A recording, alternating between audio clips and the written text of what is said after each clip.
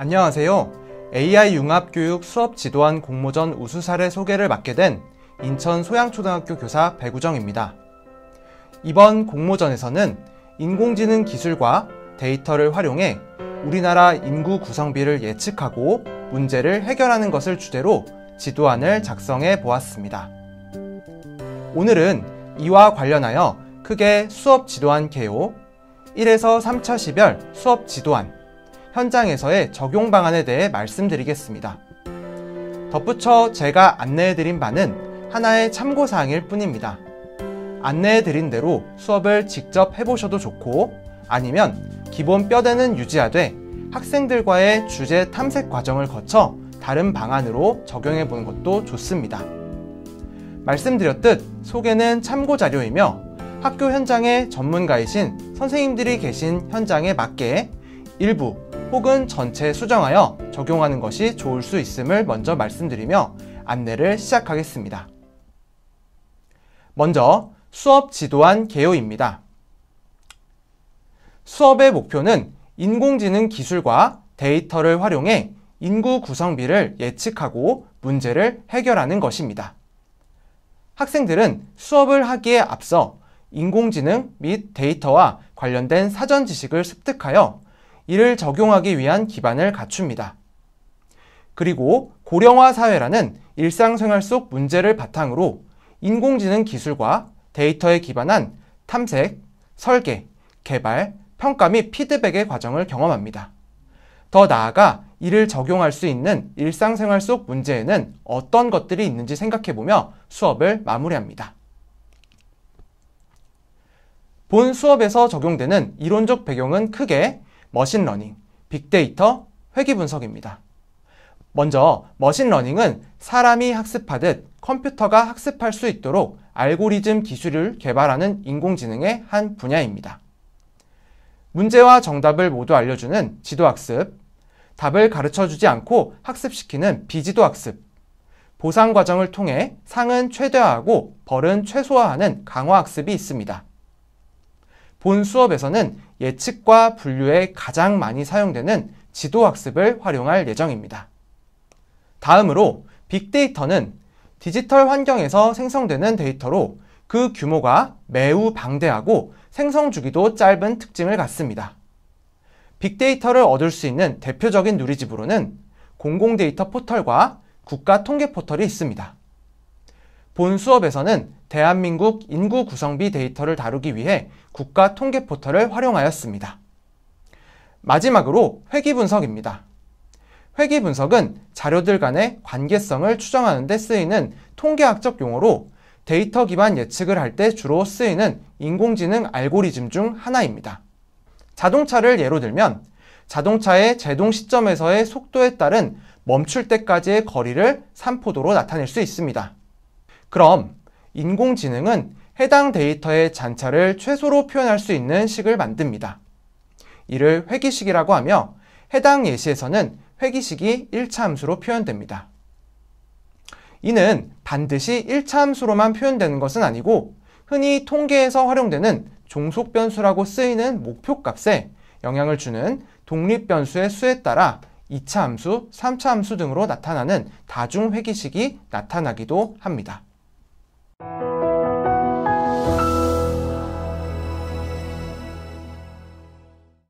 다음은 1차 시 수업입니다. 1차 시를 요약하자면 과거의 학교 모습을 보여주는 자료를 통해 현 시점에서 우리 학교의 모습과 어떠한 차이가 있는지 생각해보며 우리 사회가 직면한 문제를 인식하는 단계입니다. 영상 속 교실의 모습은 전체 학생 수가 많은 환경을 주로 보여주며 현재 교실과 상반된 모습을 인식하는 지점에서 문제인식을 시작하게 됩니다. 사회의 변화 정도를 미리 예측해 봄으로써 그 심각성을 인식하고 이에 대처하기 위한 방안을 미리 생각해 보기 위해 인공지능 예측 기술이 쓰일 수 있음을 학습합니다. 그리고 학생이 직접 인공지능이 되어 데이터를 스스로 입력해 보고 식을 도출해내는 과정을 통해 인공지능의 예측 원리에 대해 간단하게 이해합니다. 이를 요약하면 다음과 같은 도입, 전개, 정리의 방식으로 진행됩니다. 학생들은 도입 부분에서 인식한 문제를 바탕으로 전개 단계에서 데이터와 인공지능의 기초적인 내용을 학습하고 마지막 정리 단계에서는 학습한 내용 중 기억에 남는 점과 인공지능의 활용을 보며 수업을 마무리합니다. 도입에서는 60년대 학교 생활을 보며 과거와 현재의 초등학교 학생들의 학교 생활을 비교해 봅니다. 또한 신문 기사를 통해 현재와 과거의 초등학교 내의 학급당 학생 수를 비교해 보며 과연 10년 뒤 우리 교실의 모습을 어떻게 바뀌었을지 그리고 그렇게 바뀌게 된 이유는 무엇인지 생각해 봅니다. 학생들은 실제 기사를 통해 문제의 심각성을 인식하고 인구 구성이 어떻게 바뀌었는지 확인해 볼 필요성을 느끼게 됩니다. 전개 단계의 활동 첫 번째로 국가 통계 포털 누리집을 활용해 데이터를 내려받아 봅니다. 단, 바로 필요한 데이터를 내려받기보다 자신이 원하는 데이터를 직접 내려받고 패들렛을 활용해 이를 공유하고 데이터의 특징을 설명하는 과정을 거침으로써 누리집과 데이터 그 자체에 익숙해질 수 있는 시간을 갖습니다. 이를 위해서는 데이터 공유를 위한 플랫폼이 준비되어 있어야 합니다. 본 수업에서 공유를 위해 주로 패들렛을 활용하였습니다. 전개 단계의 활동 두 번째로 인공지능 기반 예측의 원리를 이해합니다. 머신러닝에서 다루는 학습의 개념을 이해하는 것으로 내가 마치 인공지능이 되어 데이터를 학습하는 과정을 경험합니다. 첫 번째 입력 데이터를 바탕으로 내가 생각한 계산식을 만들어냅니다. 이 과정에서는 여러 답이 도출될 수 있음을 인식합니다. 이어서 추가적인 데이터를 주고 내가 생각한 계산식 중 나머지 데이터에도 맞는 계산식을 추출합니다. 이때 학생들은 인공지능 학습을 위해서는 많은 데이터가 필요함을 인식합니다. 간접적으로 인공지능 활용에 있어 데이터의 중요성도 알게 됩니다. 즉, 사람이 찾아서 기계한테 알려주는 기존 컴퓨터 사이언스 방식과 기계가 직접 찾아내는 인공지능 머신러닝의 방식의 차이점을 이해합니다. 이를 적용하기 위해 온도에 따른 아이스크림 판매량을 예로 활용합니다. 온도에 따른 판매량을 직접 그래프에 나타내보고 시각화해봄으로써 온도가 달라질 경우 아이스크림 판매량은 얼마나 될지 직접 예측해봅니다. 예를 들면 31도에서는 아이스크림이 얼마나 팔릴지 예측해볼 수 있습니다. 정리 단계에서는 학습한 내용 중 기억에 남는 것들을 싱킹보드에 적어 연결하도록 합니다. 그리고 일상생활 속 빅데이터가 활용되는 사례를 보며 다음 차시의 내용과 자연스럽게 이어질 수 있도록 합니다.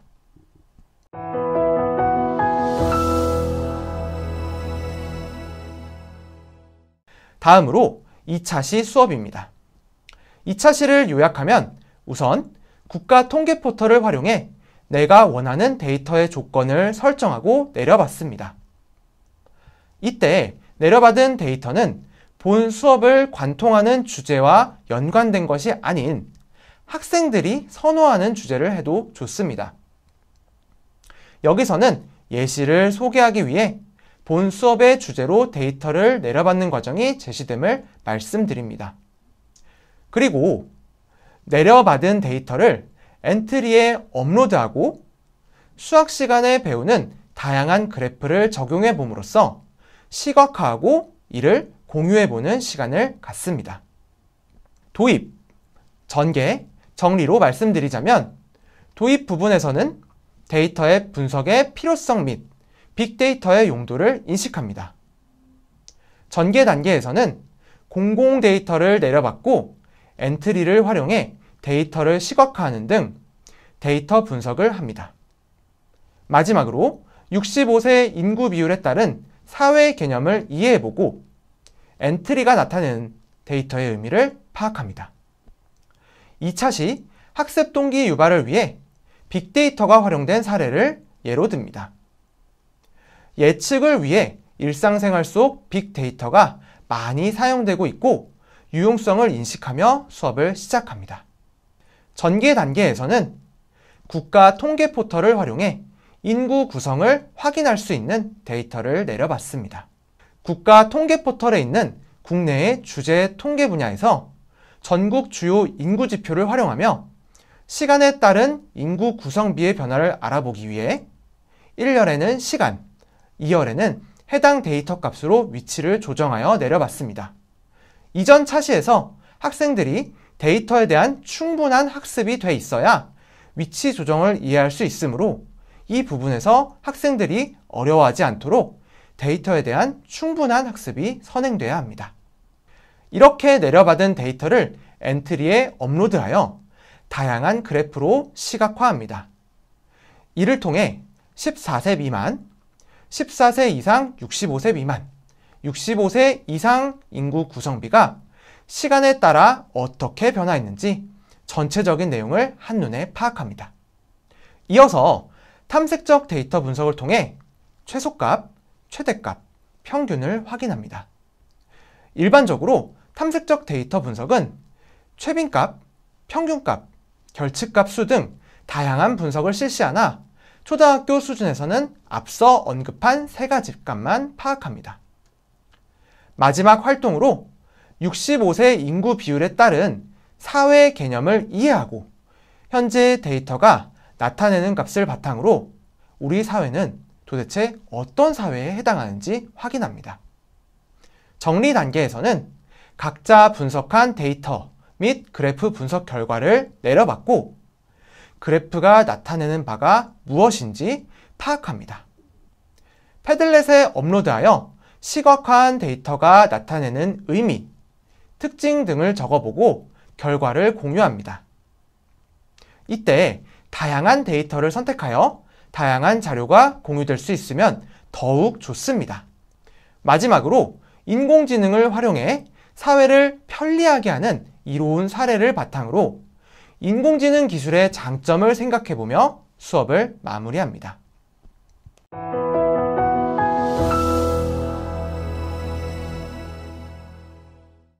마지막으로 3차 시 수업입니다. 3차 시를 요약하자면 1차 시와 2차 시에서 학습한 내용을 바탕으로 인공지능 모델 생성을 위한 코딩을 하고 이를 바탕으로 실제 인구 구성비를 예측해보는 수업입니다.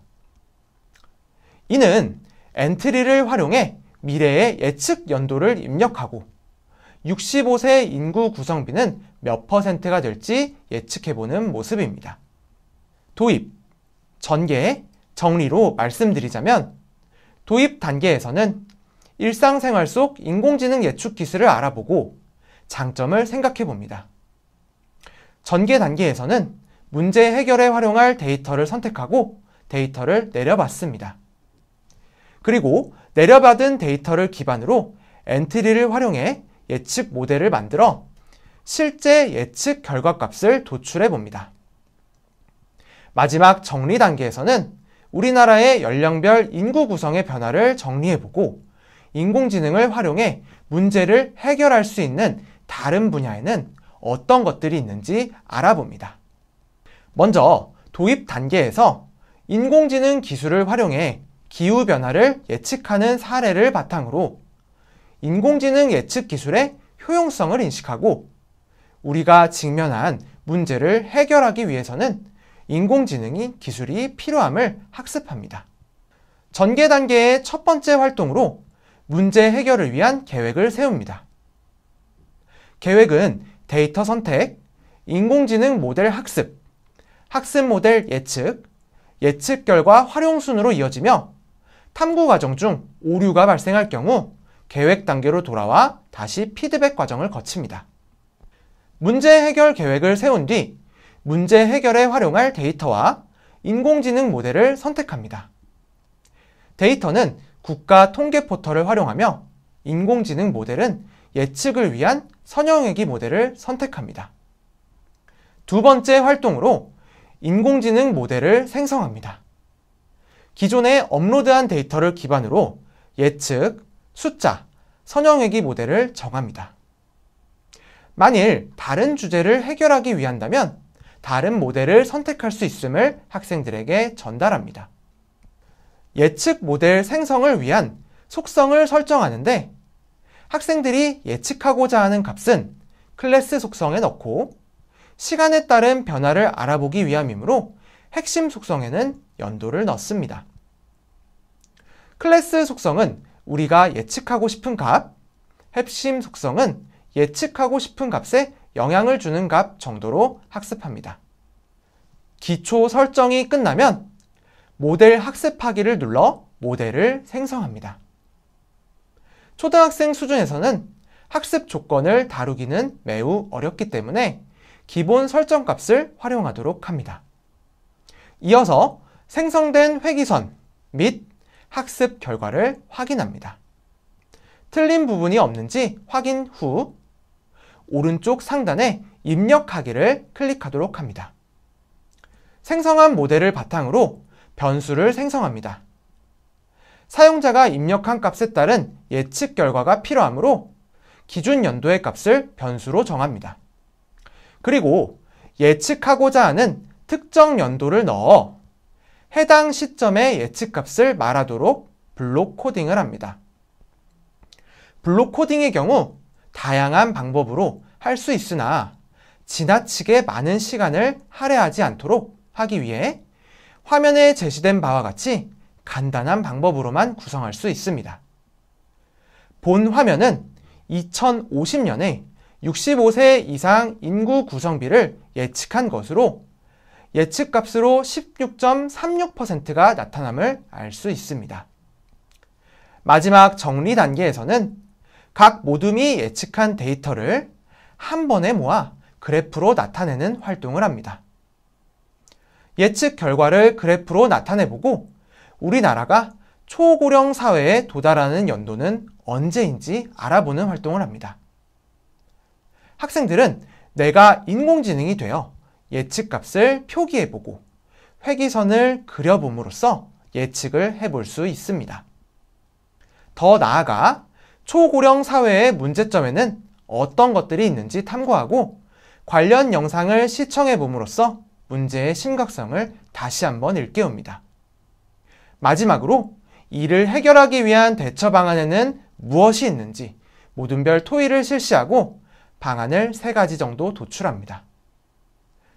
초등학생 수준에서 구체적이고 실현 가능한 대처 방안을 생각하기는 어려울 수 있으므로 인터넷 등 다양한 플랫폼을 활용해 방안을 찾아보는 것도 좋습니다.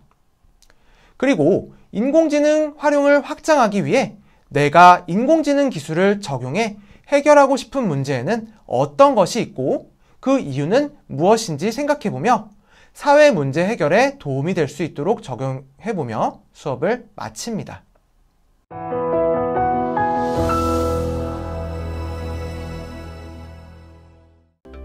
앞서 말씀드린 3차시 분량의 수업을 현장에서 적용하기 위한 방안을 말씀드리겠습니다.